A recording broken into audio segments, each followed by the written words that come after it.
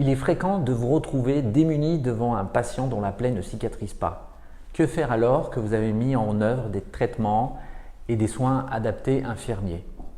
Parfois, la plaie prend un aspect inquiétant lorsque vous allez voir le patient ou lorsque vous le recevez en consultation. La plaie se dégrade très vite, elle nécrose, parfois on voit apparaître un tendon, de l'os ou alors le patient a de la fièvre avec sa plaie. Il faut savoir que les plaies sont d'abord d'origine circulatoire.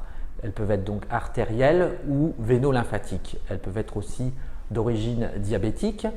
Elles peuvent être dues à des problématiques de soins, des problématiques d'intolérance aux pansements ou aux crèmes, des problématiques de colonisation bactérienne récurrentes et enfin des causes plus rares.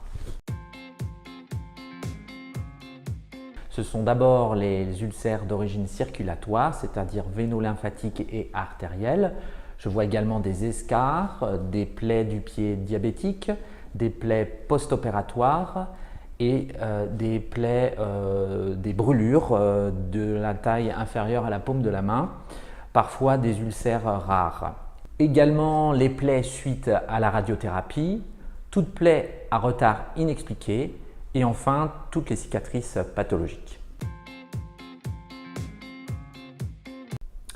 Mon rôle est de vous aider à identifier les facteurs de retard de cicatrisation et pour cela, je peux être amené à faire des biopsies sous anesthésie ou à faire réaliser des examens complémentaires, que ce soit de la biologie ou de l'imagerie, afin de déterminer les causes exactes du problème. D'autre part, si le problème est complexe ou ancien, je peux être amené à faire une détertion chirurgicale ou une greffe dermo-épidermique.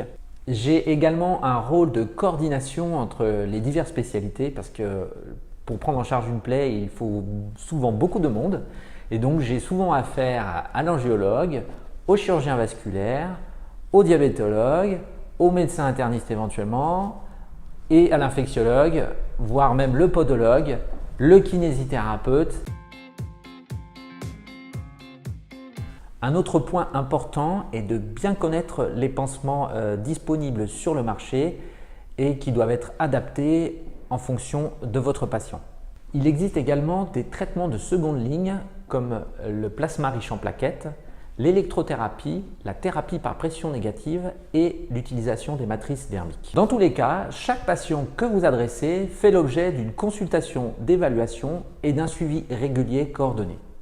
Si vous avez des questions auxquelles je n'ai pas répondu, n'hésitez pas à cliquer en bas de la vidéo.